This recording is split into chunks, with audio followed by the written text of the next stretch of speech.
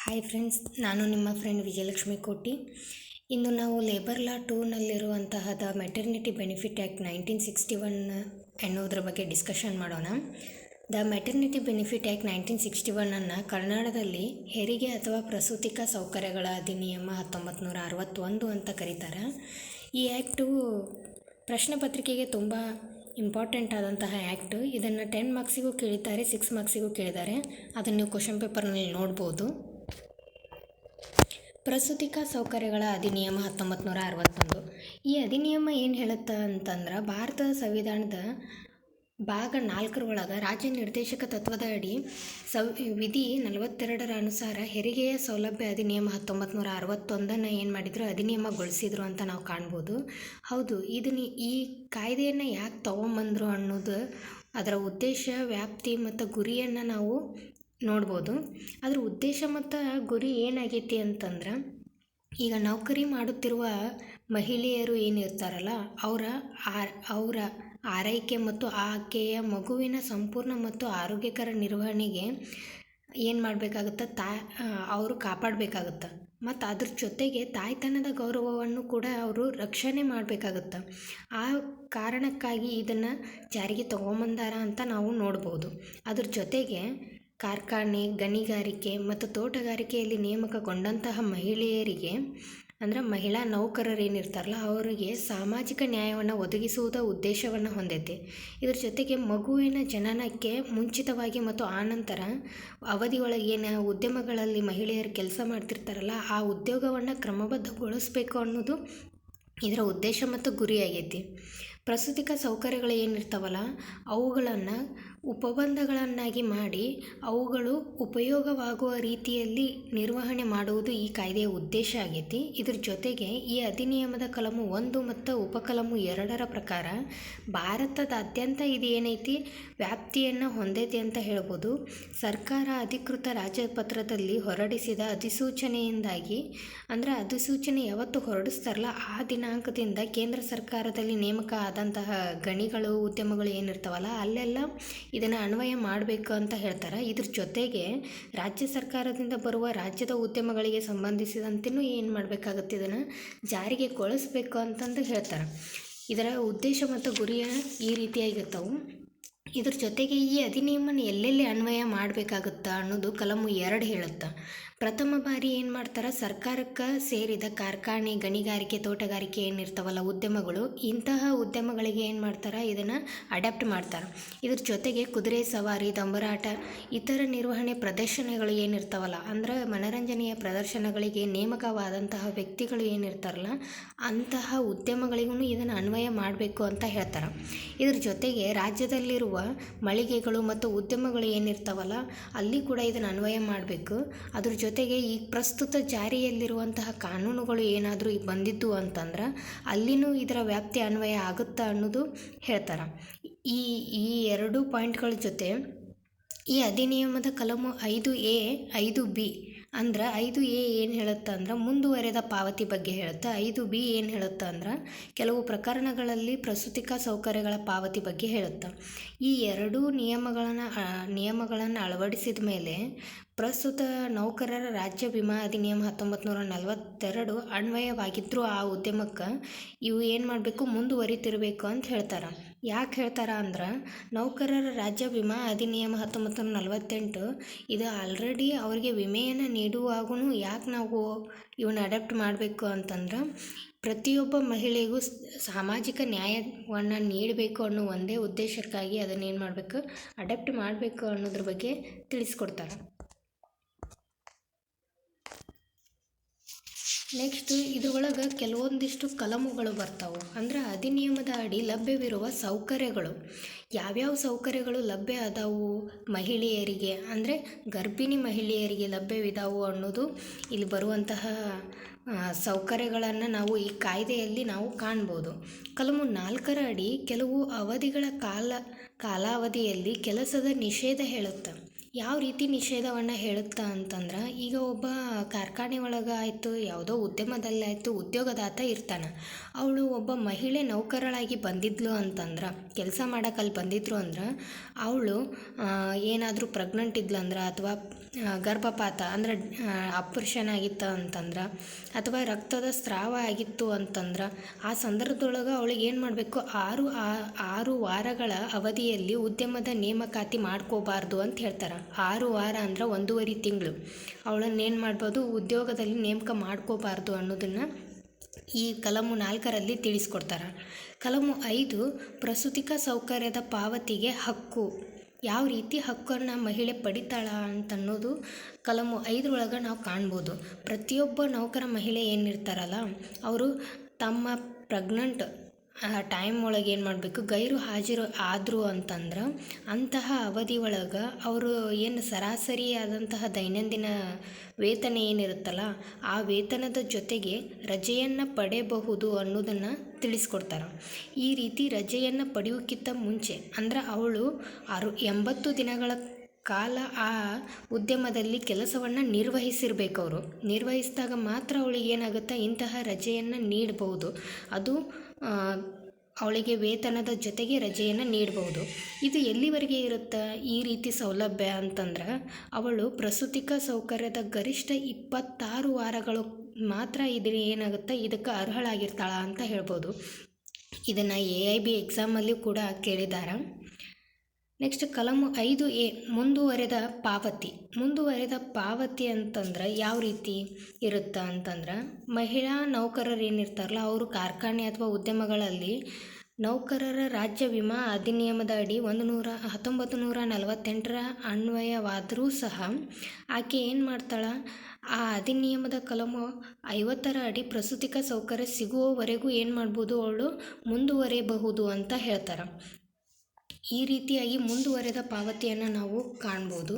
ಈ ಕಲಮು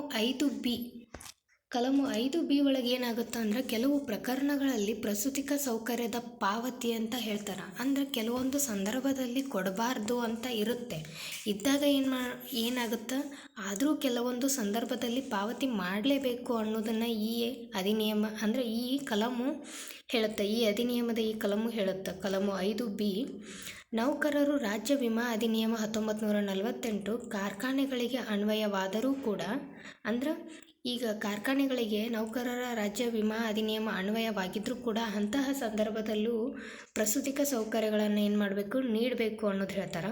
ಮತ್ತು ಅವರ ಗರಿಷ್ಠ ಮಾಸಿಕ ವೇತನ ಜಾಸ್ತಿ ಕೊಡ್ತಿದ್ರು ಅವರು ಅಂತಹ ಸಂದರ್ಭದಲ್ಲಿಯೂ ಪಾವತಿ ನೀಡಬೇಕು ಅಂತ ಹೇಳ್ತಾರೆ. ಕಲಮು 5ರಲ್ಲಿ ನಿರ್ದಿಷ್ಟಪಡಿಸಿದ ಷರತ್ತುಗಳು ಅಂದರೆ ಇವಾಗ ತಾನೇ ನಾವು ನೋಡಿದ್ವಿ ಕಲಮು 5 ಒಳಗೆ ಅವರು 80 ದಿನಗಳ ಕಾಲ ಅಲ್ಲಿ ಕೆಲಸ ನಿರ್ವಹಿಸ್ತಿರಬೇಕು. ಆಮೇಲೆ 26 ವಾರಗಳ ಕಾಲ ಅರ್ಹರಾಗಿರ್ತಾರೆ. ಅದ್ರ ಜೊತೆಗೆ ಅವರು ಗೈರು ಹಾಜರಿದ್ದರೂ ಅವರಿಗೆ ದೈನಂದಿನ ದರದ ರೀತಿಯಲ್ಲೇ ವೇತನವನ್ನು ನೀಡಬೇಕು ಅನ್ನೋದು.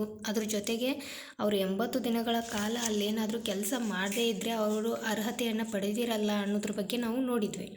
ಈ ಮೇಲಿನ ಷರತ್ತುಗಳನ್ನು ಪೂರೈಸುವ ಪ್ರತಿಯೊಬ್ಬ ಮಹಿಳೆಗೂ ಏನು ಮಾಡಬೇಕಾಗುತ್ತೆ, ಪ್ರಸೂತಿಕ ಸೌಕರ್ಯಗಳಿಗೆ ಅರ್ಹರಾಗಿದ್ದಾರೆ ಅಂತಂದು ನಾವು ಹೇಳಬೇಕಾಗುತ್ತೆ. ಇದರ ಜೊತೆಗೆ ಕಲಮು 8 ವೈದ್ಯಕೀಯ ಬೋನಸ್ಸಿನ ಪಾವತಿ. ವೈದ್ಯಕೀಯ ಬೋನಸ್ಸಿನ ಪಾವತಿ ಯಾವ ಥರ ಕೊಡ್ತಾರ ಉದ್ಯೋಗದಾತ ಅಂತಂದರೆ ಯಾರು, ಆ ಉದ್ಯಮದಲ್ಲಿ ಇವರ ಮೇಲೆ ಇರುವಂತಹ ವ್ಯಕ್ತಿ ಅಂತ ಹೇಳ್ಬೋದು. ಉದ್ಯೋಗವನ್ನು ನೀಡಿದವ ಉದ್ಯೋಗದಾತ ಅಂತ ಕರಿತೀವಿ. ಈ ಉದ್ಯೋಗದಾತರಿಂದ ಪ್ರತಿ ತಿಂಗಳು ಅಂದ್ರೆ ಅವರು ನೀಡುವಂತಹ ಸಂಬಳದ ಜೊತೆಗೆ ಬೋನಸ್ ಅಂತಂದು ವೈದ್ಯಕೀಯ ಬೋನಸನ್ನು 1,000 ರೂಪಾಯಿ ಪಡಿಬಹುದು ಅಂತ ಹೇಳ್ತಾರೆ. ಅದರ ಜೊತೆಗೆ ಕೇಂದ್ರ ಸರ್ಕಾರ ಪ್ರತಿ 3 ವರ್ಷಗಳಿಗೆ ತನ್ನ ಅಧಿಕೃತ ರಾಜಪತ್ರದಲ್ಲಿ 25,000ಕ್ಕೂ ಗರಿಷ್ಠ ಮೊತ್ತಕ್ಕೆ ಒಳಪಟ್ಟ ವೈದ್ಯಕೀಯ ಬೋನಸನ್ನು ಏರಿಕೆ ಮಾಡ್ಬೋದು ಅಂತಂದು ತಿಳಿಸ್ಕೊಡ್ತಾರೆ. ಇದ್ರ ಜೊತೆಗೆ ಕಲಮು 11ರ ಪ್ರಕಾರ ಮಗುವಿನ ಪಾಲನೆಗಾಗಿ ವಿರಾಮ. ಮಗುವಿನ ಪಾಲನೆಗಾಗಿ ಯಾವ ರೀತಿ ವಿರಾಮ ನೀಡಬಹುದು ಅನ್ನೋದನ್ನು ಕಲಮು 11ರೊಳಗೆ ತಿಳಿಸ್ಕೊಡ್ತಾರೆ. ಯಾವ ರೀತಿ ಅಂದ್ರೆ ಈಗ ಕರ್ತವ್ಯಕ್ಕೆ ಅಂದ್ರೆ ಮಹಿಳೆ ಏನು ಮಾಡಿರ್ತಾಳೆ, ರಜೆಯನ್ನು ತೊಗೊಂಡಿರ್ತಾಳೆ, ಗೈರು ಹಾಜರಾದ ಮೇಲೆ ಮರಳಿ ಅವಳು ಕರ್ತವ್ಯಕ್ಕೆ ಬಂದ್ಲು ಅಂತಂದರೆ ಮಗು 15 ತಿಂಗಳಾಗುವವರೆಗೂ ನಿಗದಿತ ಕಾಲಾವಧಿವರೆಗೂ 2 ವಿರಾಮಗಳನ್ನು ಅವ್ರಿಗೆ ನೀಡಬೇಕಾಗುತ್ತೆ. ಅಂದರೆ ಮಗುವಿನ ಆರೈಕೆಗಾಗಿ 2 ವಿರಾಮಗಳು, ಅವಳ ಕೆಲಸದ ಅವಧಿಯಲ್ಲಿರುವ 2 ವಿರಾಮಗಳನ್ನು ಅವಳಿಗೆ ನೀಡಬೇಕಾಗುತ್ತೆ ಅನ್ನೋದನ್ನು ನಾವು ಏನು ಮಾಡ್ಬೋದು, ಕಾಣಬಹುದಾಗಿದೆ. ಕಲಮು 9A ಇದ್ರೊಳಗೆ ಟುಬೆಕ್ಟಮಿ ಶಸ್ತ್ರಚಿಕಿತ್ಸೆಗಾಗಿ ವೇತನದೊಂದಿಗೆ ರಜೆ ಅಂತ ಹೇಳ್ತಾರೆ. ಟುಬೆಕ್ಟಮಿ ಅಂತಂದ್ರೆ ಇವಾಗ ಅಪಾರ್ಷನ್ ಅಂತೀವಲ್ಲ, ಮಕ್ಕಳಾಗಲಾರ್ದಂತಹ ಮಕ್ಕಳು ಆಗದೇ ಇರುವಂತೆ ಅಪಾರ್ಷನ್ ಮಾಡ್ಕೊಳ್ಳೋದು ಅಂತ ಹೇಳ್ತಾರಲ್ಲ, ಆ ಥರದ ಶಸ್ತ್ರಚಿಕಿತ್ಸೆ ಏನಾದರೂ ಮಹಿಳೆ ಮಾಡಿಸ್ಕೊಂಡಿದ್ಲು ಅಂತಂದರೆ ಅವಳಿಗೆ ಶಸ್ತ್ರಚಿಕಿತ್ಸೆ ಆದಮೇಲೆ 2 ವಾರಗಳ ಕಾಲ ಏನು ಮಾಡಬೇಕಾಗುತ್ತೆ, ವೇತನದ ಜೊತೆಗೆ ರಜೆಯನ್ನು ಕೊಡಬೇಕು ಅನ್ನೋದ್ರ ಬಗ್ಗೆ ತಿಳಿಸ್ಕೊಡ್ತಾರೆ. ಮತ್ತು ಕಲಮು 10 ಗರ್ಭಾವಸ್ಥೆ ಇತ್ಯಾದಿ ಉಂಟಾದ ಅನಾರೋಗ್ಯಕ್ಕಾಗಿ ರಜೆ. ಅಂದರೆ ಗರ್ಭಾವಸ್ಥೆಯಿಂದಾಗಿ ಅವರಿಗೆ ಏನಾದರೂ ಇನ್ಫೆಕ್ಷನ್ ಆಗಿಬಿಟ್ಟು ಅನಾರೋಗ್ಯಗಳು ಬಂದಿದ್ದು ಅಂತಂದ್ರೆ ಅಂತಹ ಸಂದರ್ಭದೊಳಗೂ ವೇತನದ ಜೊತೆಗೆ ಏನು ಮಾಡಬೇಕಾಗುತ್ತೆ, ರಜೆಯನ್ನು ಘೋಷಿಸ್ತಾರೆ. ಕಲಮು 9ರಲ್ಲಿ ಏನು ಟುಬ್ಯಾಕ್ಟಮಿ ಇತ್ತಲ್ಲ, ಶಸ್ತ್ರಚಿಕಿತ್ಸೆ, ಅಂತಹವುಗಳ ಅಲ್ಲಿ ಏನು ವೇತನದ ಜೊತೆಗೆ 2 ವಾರಗಳ ರಜೆ ಕೊಡ್ತಾರಲ್ಲ, ಅದೇ ರೀತಿ ಹೆಚ್ಚುವರೆದ ಗರಿಷ್ಠ 1 ತಿಂಗಳವರೆಗೂ ಏನು ಮಾಡ್ಬೋದು, ಇಲ್ಲಿ ವೇತನದ ಜೊತೆಗೆ ರಜೆಯನ್ನು ಕೊಡ್ತಾರ ಅಂತಂದು ನಾವು ಕಾಣ್ಬೋದು. ಈ ಕಲಮು 11A ಒಳಗೆ ಮಕ್ಕಳ ಪಾಲನಾಗೃಹದ ಸೌಕರ್ಯ ಯಾವ ರೀತಿ ಇರುತ್ತೆ. ಮಕ್ಕಳ ಪಾಲನಾಗೃಹದ ಸೌಕರ್ಯ ಅಂತಂದ್ರೆ, ಈಗ ಒಂದು ಉದ್ಯಮದೊಳಗೆ 50 ಜನ ಏನಾದರೂ ಕೆಲಸ ಮಾಡೋ ಅಂತಿದ್ರು ನೌಕರರು, ಮಹಿಳಾ ನೌಕರರು ಅಂತಂದ್ರೆ ಆ ಸ್ಥಳದಲ್ಲಿ ಮಕ್ಕಳ ಪಾಲನಾಗೃಹದ ಸೌಕರ್ಯವನ್ನು ನಿರ್ಮಿಸಬೇಕಾಗುತ್ತಾ ಅಂತ ಹೇಳ್ತಾರೆ. ಅದ್ರ ಜೊತೆಗೆ ಒಂದು ಮಹಿಳೆ ಒಂದು ದಿನಕ್ಕೆ ಮಗುವನ್ನು ಹೊಂದಿದ್ಲು ಅಂದರೆ ಒಂದು ಮಹಿಳೆಗೆ ಒಂದು ದಿನಕ್ಕೆ 4 ಬಾರಿ ಆ ಮಕ್ಕಳ ಪಾಲನಾಗೃಹದ ಸೌಕರ್ಯ ಏನಿರುತ್ತಲ್ಲ ಅಲ್ಲಿ ಭೇಟಿ ಕೊಡಬೇಕು, ಆ ರೀತಿಯ ಉದ್ಯೋಗದಾತ ಕಲ್ಪಿಸಬೇಕು ಅನ್ನೋದು ಕೂಡ ಹೇಳ್ತಾರೆ. ಇದನ್ನು ಆ ಮಹಿಳೆ ಏನು ಜಾಯಿನ್ ಆಗೋಕ್ಕಿಂತ ಮುಂಚೆ, ಅಂದರೆ ನೌಕರಿಗೆ ಬಂದು ಜಾಯಿನ್ ಆಗೋಕ್ಕಿಂತ ಮುಂಚೆ ಅವಳಿಗೆ ಲಿಖಿತವಾಗಿ ಅಥವಾ ವಿದ್ಯುಕ್ತವಾಗಿ ಅಂದರೆ ಎಲೆಕ್ಟ್ರಾನಿಕ್ ಮೂಲಕನಾದರೂ ಅವಳಿಗೆ ಏನು ಮಾಡಬೇಕು, ಮಾಹಿತಿಯನ್ನು ನೀಡಿರಬೇಕು ಅನ್ನೋದನ್ನು ಇಲ್ಲಿ ತಿಳಿಸ್ಕೊಡ್ತಾರೆ. ಕಲಮು 13ರಲ್ಲಿ ಕೆಲವು ಪ್ರಕರಣಗಳಲ್ಲಿ ವೇತನದ ಕಡಿತ ಇರುವುದಿಲ್ಲ. ಯಾವ ರೀತಿ ಅಂತಂದ್ರೆ, ಈಗ ಪ್ರಸೂತಿಕ ಸೌಕರ್ಯಗಳಿಗೆ ಅರ್ಹರಾದ ಮಹಿಳೆಯರೇನಿರ್ತಾರಲ್ಲ ಅವರಿಗೆ ನೀಡುವಂತಹ ವೇತನವನ್ನು ಮಕ್ಕಳ ಅಂದರೆ ಅವ್ರಿಗೆ ಮಕ್ಕಳು ಇದ್ದರೂ ಹೌದು, ಅವ್ರು ಪದೇ ಪದೇ ಮಕ್ಕಳ ಪಾಲನಾ ಗೃಹದ ಸೌಕರ್ಯಗಳು ಏನಿರ್ತಾವಲ್ಲ ಸ್ಥಳಗಳು, ಆ ಸ್ಥಳಕ್ಕೆ ಹೋಗಿ ಬರ್ತಾ ಇದ್ದಾರೆ, ಜಾಸ್ತಿ ಅಂದ್ರೆ ಅವರು ವಿರಾಮಗಳನ್ನು ತೆಗೆದುಕೊಳ್ತಾ ಇದ್ದಾರೆ ಅನ್ನೋ ಒಂದೇ ಕಾರಣವನ್ನು ಇಟ್ಕೊಂಡು ಅವರ ವೇತನವನ್ನು ಕಡಿತಗೊಳಿಸಬಾರ್ದು ಅನ್ನೋದನ್ನು ಇಲ್ಲಿ ತಿಳಿಸ್ಕೊಡ್ತಾರೆ.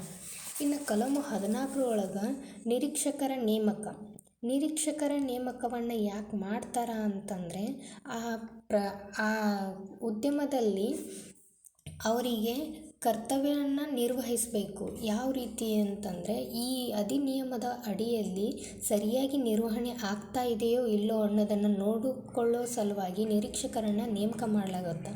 ನಿರೀಕ್ಷಕರನ್ನು ಯಾರು ನೇಮಕ ಮಾಡ್ತಾರಾ ಅಂತಂದರೆ ಸೂಕ್ತ ಸರ್ಕಾರವು ತನ್ನ ಅಧಿಕೃತ ರಾಜ್ಯಪತ್ರದಲ್ಲಿ ಅಧಿಸೂಚನೆ ಹೊರಡಿಸುವ ಮೂಲಕ ಏನು ಮಾಡುತ್ತಾ ನಿರೀಕ್ಷಕರನ್ನು ನೇಮಕ ಮಾಡುತ್ತಾ ಅಂತ ಹೇಳ್ಬೋದು. ಈ ನಿರೀಕ್ಷಕರನ್ನು ನೇಮಕ ಮಾಡಿದ ಮೇಲೆ ನಿರೀಕ್ಷಕರಿಗಿರುವ ಅಧಿಕಾರ ಮತ್ತು ಕರ್ತವ್ಯಗಳು ಯಾವ್ಯಾವು ಅಂತಂದ್ರೆ, ಉದ್ಯಮದಲ್ಲಿರುವ ರಿಜಿಸ್ಟರು, ದಾಖಲೆಗಳು, ತಿಳುವಳಿಕೆ ಪತ್ರಗಳನ್ನು ಏನು ಮಾಡಬಹುದು, ನಿರೀಕ್ಷಕರು ಅದನ್ನು ಪರೀಕ್ಷೆಗೆ ಒಳಪಡಿಸ್ಬೋದು. ಅದ್ರ ಜೊತೆಗೆ ಆ ಉದ್ಯಮದ ಯಾವುದೇ ಆವರಣ ಅಥವಾ ಸ್ಥಳಕ್ಕೆ ನಿರೀಕ್ಷಕರು ಸೂಕ್ತ ಸಮಯ ಅಥವಾ ಸೂಕ್ತವಾಗಿ ಕಾಣ್ತು ಅಂತಂದ್ರೆ ಸರ್ಕಾರ ಅಥವಾ ಸ್ಥಳೀಯ ಸಾರ್ವಜನಿಕರ ಪ್ರಾಧಿಕಾರ ವ್ಯಕ್ತಿಗಳೊಂದಿಗೆ ಯುಕ್ತ ಸಮಯದಲ್ಲಿ ಪ್ರವೇಶಿಸಲು ಅವರಿಗೆ ಮುಕ್ತ ಅವಕಾಶ ಇರುತ್ತೆ ಅಂತ ಹೇಳ್ಬೋದು. ಅದ್ರ ಜೊತೆಗೆ ಉದ್ಯಮದಲ್ಲಿ ನೇಮಕಗೊಂಡಂತಹ ವ್ಯಕ್ತಿಗಳೇನಿರ್ತಾರಲ್ಲ ಅವರು ನಂಬಲು ಸೂಕ್ತ ಕಾರಣಗಳನ್ನು ಹೊಂದಿರುವ ಯಾವನೇ ವ್ಯಕ್ತಿಯನ್ನು ಏನು ಮಾಡ್ಬೋದು, ಅವರು ಕರೆಸಿ ಪರೀಕ್ಷೆಗೆ ಒಳಪಡಿಸ್ಬೋದು. ಅದರ ಜೊತೆಗೆ ನೇಮಕಗೊಂಡಂತಹ ಮಹಿಳೆಯರ ಹೆಸರು, ವಿಳಾಸ ಮತ್ತು ಅವರಿಗೆ ಪಾವತಿಸುವ ಅಂದರೆ ವಿತರಿಸಲಾದ ಪಾವತಿಗಳು ಇತ್ಯಾದಿಗಳ ಬಗ್ಗೆ ಏನು ಮಾಡ್ಬೋದು, ಅವರು ಮಾಹಿತಿಯನ್ನು ಪಡ್ಕೋಬೋದು. ಅದ್ರ ಜೊತೆಗೆ ಈಗ ಪ್ರಸೂತಿಕ ಅಧಿನಿಯಮ ಏನೈತಲ್ಲ 1961, ಈ ಅಧಿನಿಯಮದ ಅಡಿಯಲ್ಲಿ ಅವರೇನಾದರೂ ಸೌಲಭ್ಯಗಳನ್ನು ಪಡ್ಕೊಂಡಿದ್ದಾರಾ ಅನ್ನೋದನ್ನು ಕೂಡ ಉದ್ಯೋಗದಾತನಿಂದ ಏನು ಮಾಡ್ಬೋದು, ಅವರು ಮಾಹಿತಿಯನ್ನು ಪಡಿಬೋದು. ಇದ್ರ ಜೊತೆಗೆ ರಿಜಿಸ್ಟರ್ ಅಥವಾ ದಾಖಲೆಯ ತಿಳುವಳಿಕೆ ಪತ್ರಗಳನ್ನು ಏನಾದರೂ ಪರಿಶೀಲನೆಗೆ ಒಳಪಡಿಸಿದ ಮೇಲೆ ಅದರಲ್ಲಿರುವ ಯಾವುದಾದ್ರೂ ಪ್ರತಿಯನ್ನು ತಮಗೆ ತೊಗೊಂಡು ಹೋಗಬೇಕು ಅನ್ನಿಸ್ತು ಅಂತಂದರೆ ಅವ್ರು ತೊಗೊಂಡು ಕೂಡ ಹೋಗ್ಬೋದು ಅಂತಂದು ಇದರಲ್ಲಿ ತಿಳಿಸ್ಕೊಡ್ತಾರೆ. ಈಗ ನೆಕ್ಸ್ಟ್ ಈಗ ನಿರೀಕ್ಷಕರು ನೋಡಿ ಮಾಡಿದಂತಹ ಏನು ತನಿಖೆ ಏನಿದೆಯಲ್ಲ ಇದೇ ಫೈನಲ್ಲ, ಅನ್ನೋದು ಒಂದು ಪ್ರಶ್ನೆ ಉದ್ಭವ ಆಗುತ್ತೆ. ಆವಾಗ ಕಲಮು 17 ನೋಡಲಾಗಿ ಪಾವತಿಯನ್ನು ಮಾಡಲಾಗಿರುವ ನಿರ್ದೇಶಿಸಲು ನಿರೀಕ್ಷಕರ ಅಧಿಕಾರ ಅಂತ ಹೇಳ್ತಾರೆ. ಅಂದ್ರೆ ಈಗ ಯಾರೇ ಮಹಿಳೆಯರು ಇರ್ತಾರೆ ಅವರಿಗೆ ಪ್ರಸೂತಿಕ ಸೌಲಭ್ಯಗಳು, ಸೌಕರ್ಯಗಳು ಮೊತ್ತ ಇವು ಎಲ್ಲ ಅಕ್ರಮವನ್ನು ಅಂತಿದ್ರು ಅಂದ್ರೆ ಅವನ್ನ ನೀಡದೆ ಅದರಿಂದ ಅಕ್ರಮಗಳು ನಡೆಯಂತಿದ್ದು ಅಂದ್ರೆ ಅದನ್ನು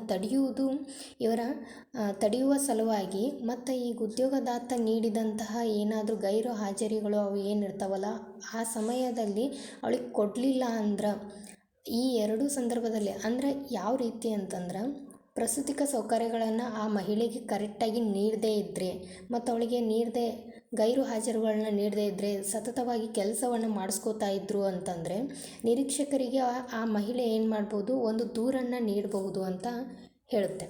ಅದ್ರ ಜೊತೆಗೆ ನಿರೀಕ್ಷಕ ತಾನೇ ಸ್ವತಃ ಏನು ಮಾಡ್ಬೋದು, ಪರಿಶೀಲನೆಗೊಳಪಡಿಸಿ ತಾನೇ ಒಂದು ಫಿರ್ಯಾದಿಯನ್ನು ಸ್ವೀಕರಿಸಿ ವಿಚಾರಣೆಗೊಳಪಡಿಸ್ಬೋದು ಅನ್ನೋದನ್ನು ಕೂಡ ಹೇಳ್ತಾರೆ. ಮತ್ತು ಪಾವತಿಯ ಅಕ್ರಮವನ್ನು ತಡೆಯುವ ಸಲುವಾಗಿ ಏನು ಮಾಡಿರ್ತಾರಲ್ಲ ನಿರೀಕ್ಷಕರು ಅಧಿಕಾರವನ್ನು ಪಡೆದಿರ್ತಾರೆ, ಅವರು ನೀಡಿದಂತಹ ಆದೇಶ ಮತ್ತು ಪಾವತಿಯ ನಿರ್ದೇಶನ ಅದೇನಾದರೂ ವ್ಯಕ್ತಿಗೆ ಸರಿಯಾಗಿ ಅನ್ನಿಸ್ಲಿಲ್ಲ, ತೃಪ್ತಿ ಆದರೆ ಪರವಾಗಿಲ್ಲ. ತೃಪ್ತಿ ಆಗಲಿಲ್ಲ ಅಂತಂದರೆ ಅವ್ರು ಏನು ಮಾಡ್ಬೋದು, 30 ದಿನಗಳ ಒಳಗಾಗಿ ಪ್ರಾಧಿಕಾರಕ್ಕೆ ಮೇಲ್ಮನವಿ ಸಲ್ಲಿಸಬೇಕಾಗತ್ತೆ. ತೃಪ್ತಿ ಆದರು ಅಂತಂದ್ರೆ ಅವರಿಗೆ ನ್ಯಾಯಸಮ್ಮತವಾದ ಮತ್ತು ಸೂಕ್ತವಾದ ಆದೇಶ ಹೊರಡಿಸ್ಯಾರ ಅಂತ ಅವ್ರಿಗೆ ಅನ್ನಿಸ್ತಂದ್ರೆ ಅಲ್ಲಿಗೆ ಬಿಡಬಹುದು. ಇನ್ ಕೇಸ್ ಅವ್ರಿಗೆ ಅನಿಸಿರಲಿಲ್ಲ ಅಂದ್ರೆ ಬಾಧಿತ ವ್ಯಕ್ತಿ ಯಾರಾಗಿರ್ತಾನಲ್ಲ ಅವ 30 ದಿನಗಳ ಒಳಗಾಗಿ ಪ್ರಾಧಿಕಾರಕ್ಕೆ ಮೇಲ್ಮನವಿ ಸಲ್ಲಿಸಬೇಕಾಗುತ್ತೆ. ಮೇಲ್ಮನವಿಯನ್ನು ಸಲ್ಲಿಸಿದ ಮೇಲೆ ಅಲ್ಲಿ ಪ್ರಾಧಿಕಾರದ ಮೇಲ್ಮನವಿಯನ್ನು ತೆಗೆದುಕೊಂಡಂತಹ ನಿರೀಕ್ಷಕ ಏನು ತೀರ್ಮಾನ ನೀಡ್ತಾನಲ್ಲ ಅದೇ ಅಂತಿಮ ತೀರ್ಮಾನ ಆಗಿರುತ್ತೆ. ಇದು ಏನಾದರೂ ಈ ಸಂದರ್ಭದೊಳಗೆ ಆ ತೀರ್ಮಾನದೊಳಗೆ ಏನಾದರೂ ಮೊತ್ತಗಳು ಪರಿಹಾರವಾಗಿ ಬಂದಿತ್ತು ಅಂತಂದ್ರೆ, ಈಗ ಭೂ ಕಂದಾಯದೊಳಗೆ ನಾವು ಬಾಕಿಯನ್ನು ತೆಗೆದುಕೊತೀವಿ, ಅಲ್ಲಿ ನಿರೀಕ್ಷಕ ಆ ಮೊತ್ತವನ್ನು ಏನು ಮಾಡ್ತಾನೆ, ಒಂದು ಪ್ರಮಾಣ ಪತ್ರದ ಮೂಲಕ ಜಿಲ್ಲಾಧಿಕಾರಿ ಹೊರಡಿಸ್ತಾನಲ್ಲ ಆ ರೀತಿಯೇ ಇಲ್ಲಿ ಕೂಡ ಪ್ರಮಾಣ ಪತ್ರದ ಮೇಲೆ ಜಿಲ್ಲಾಧಿಕಾರಿಯಿಂದ ವಸೂಲಿ ಮಾಡ್ಬೋದು ಅಂತಂದು ಅವ್ರು ಏನು ಹೇಳ್ತಾರೆ ಇದ್ರೊಳಗೆ ತಿಳಿಸ್ಕೊಡ್ತಾರೆ. ಈ ರೀತಿಯಾಗಿ ಇಷ್ಟೊತ್ತನ ಏನು ಹೇಳಿದ್ನಲ್ಲ, ಮೆಟರ್ನಿಟಿ ಬೆನಿಫಿಟ್ ಆ್ಯಕ್ಟ್ 1961 ಪ್ರಸೂತಿಕ ಸೌಕರ್ಯಗಳ ಅಧಿನಿಯಮ 1961 ಏನು ಈ ಅಧಿನಿಯಮ ಇದೆಯಲ್ಲ ಇದು ತುಂಬ ಇಂಪಾರ್ಟೆಂಟ್ ಆದಂತಹ ಅಧಿನಿಯಮ. ಇದು AIB ಎಕ್ಸಾಮಲ್ಲಿ ಕೂಡ ಕೇಳಿದ್ದಾರೆ. ಇದನ್ನು ತುಂಬ ಸಾರಿ ಇದು ತುಂಬ ಚಿಕ್ಕದಾದಂತಹ ಅಧಿನಿಯಮ ಅಂತಲೂ ಹೇಳ್ಬೋದು. ಇದು ಈಸಿಯಾಗಿಯೂ ಅರ್ಥ ಆಗುತ್ತೆ. ಹಾಗೆಯೇ 2017ರಲ್ಲೂ ಕೂಡ ಇದು ಅಧಿನಿಯಮವು ತಿದ್ದುಪಡಿ ಆಗೈತಿ ಅಂತ ಕಾಣ್ಬೋದು. ಅದರಲ್ಲಿ ಇನ್ನೂ ಸಾಕಷ್ಟು ಕ್ರೈಟೀರಿಯಾಗಳನ್ನು ಅಡಾಪ್ಟ್ ಮಾಡ್ಕೊಂಡಾರ. ನೀವು ಅದನ್ನು ಗೂಗಲಲ್ಲಿ ಸರ್ಚ್ ಮಾಡಿದರೂ ಕೂಡ ನಿಮಗೆ ಹೆಚ್ಚಿನ ಮಾಹಿತಿಗಾಗಿ ನೀವು ಗೂಗಲನ್ನು ಕೂಡ ಸರ್ಚ್ ಮಾಡಿ 2017ರ ಅಧಿನಿಯಮವನ್ನು ನೀವು ನೋಡ್ಕೋಬೋದು. ಇದು ಅರ್ಥ ಆಗಿದೆ ಅಂತ ನಾನು ಅನ್ಕೋತೀನಿ. Thanks for watching.